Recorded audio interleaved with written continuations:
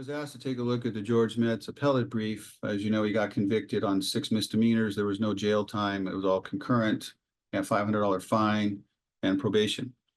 This appeal, let me just throw down some caveats here. First of all, there's a lot to this case, and I'm starting a trial on Monday. It might be 4 to 6 weeks, so I can't put a lot of time into this, nor will I. What I will say is this. I'll give you some preliminary assessments of the arguments that are being made. However, I haven't seen the response yet from the feds, which is due in the middle of May.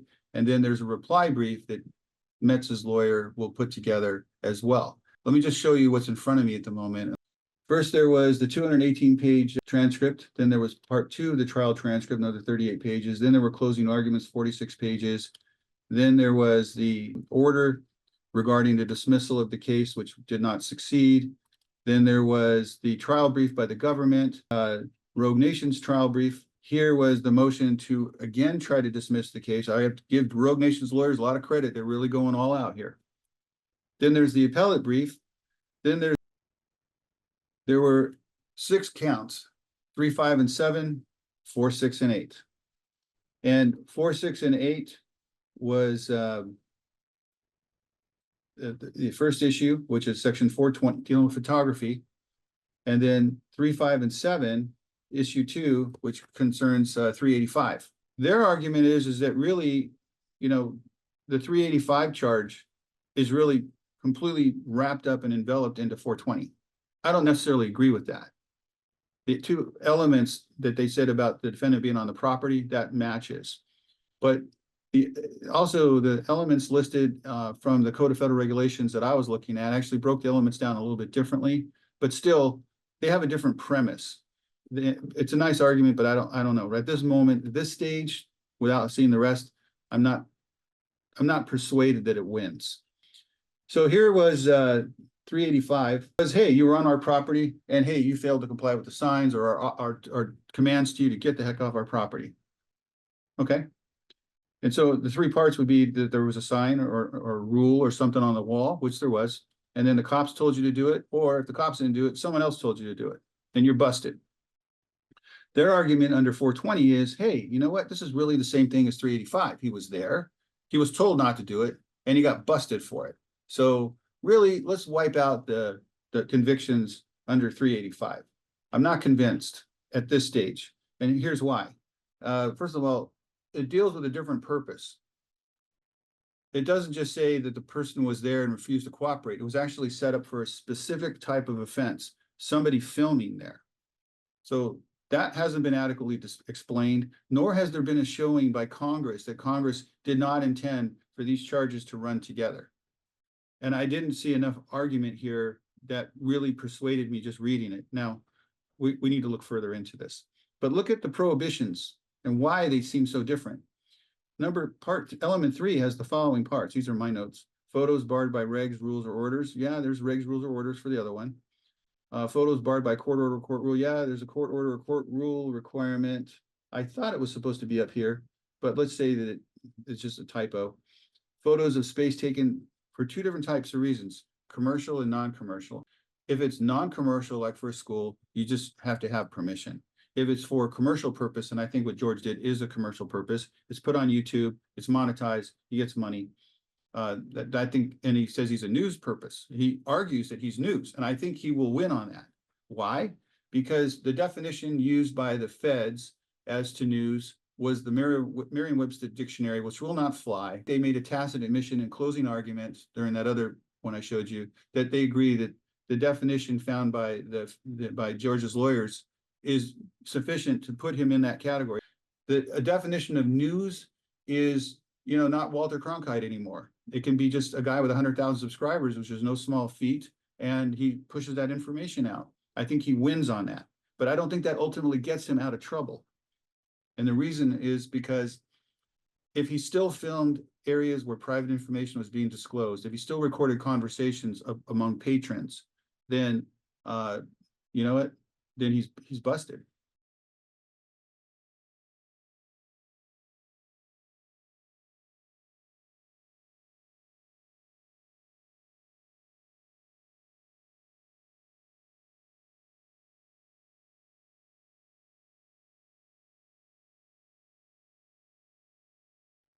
The definition of news purposes, they did a fine job.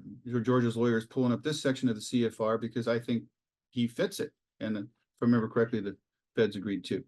This wasn't exactly a good political move to quote the judge with the sick in there, meaning mistake.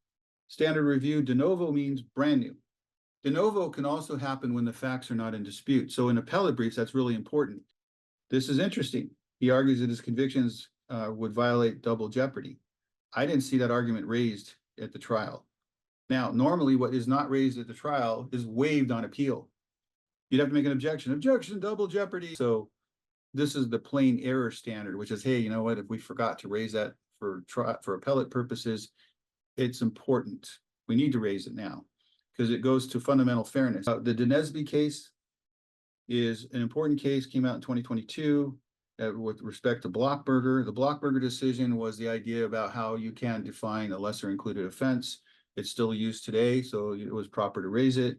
Here they're saying the court misconstrued the language, which fancy speak for making an error. Here's the statute, A, B, and C. Now, looking at this, except where prohibits it.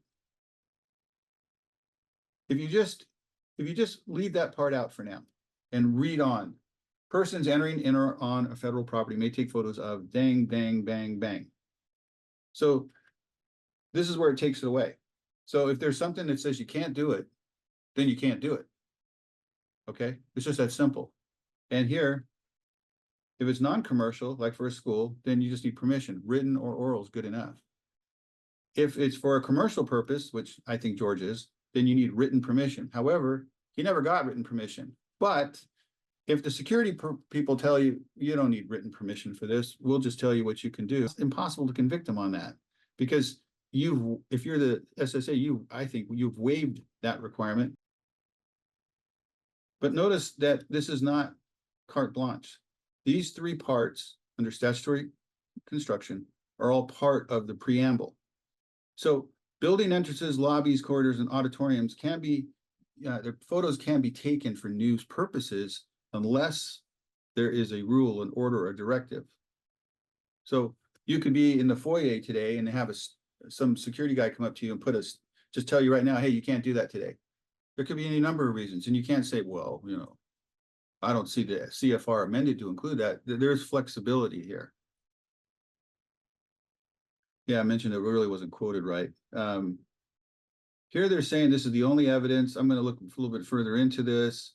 And if it says the POMs are not directed to the general public, I don't really think that matters because whatever guidelines and things that Social Security Office is working from is really for their own internal benefit for the purpose of their mission. He said here that they never ruled on whether or not he was for news purposes. I think that's right, but I think on appeal they would simply say, okay, we'll give it to you based on stamps, you know, based on the other case with DMA and based on the concession by counsel. Then they go into the idea of double jeopardy and whether or not one offense is really included within the other. This is an entirely different circumstance here. This is photographs. So I'm not seeing this as one is a lesser included offense of the other. The Fifth Amendment case, Williams versus Singletary, I would look into this more because it requires more briefing, but it talks about the double jeopardy clause. This was the example where the assault and the burglary, the assault was really the same. So therefore it was duplicative. And then here, how 385, for example, used to be a former number. I want to look at it more. And as you can see, the elements are not exactly as lined up in the appellate brief. So we're right now in a very holding pattern because we still need the feds. And May 15th, I think it is when their brief is due. And then we need a responsive brief by George. I think more needs to be delved into to prove that this lesser included offense really is. It's going to be difficult because there's not a lot of case law involved in these kinds of situations. Another burden they've got is that this court will want to rule consistently as other courts have ruled. So right now it's premature, but my initial glance at this is that as it's written right now, I'm not persuaded. And I think it just, if these arguments are going to win, they're going to need more, there's going to need more meat on the bone. And you know, he certainly has another shot at it, and also he can also request additional briefing by the court in order to drive this point home. So that's what I've got so far, and I'll catch you as that famous guy says, I'll catch you on the next one.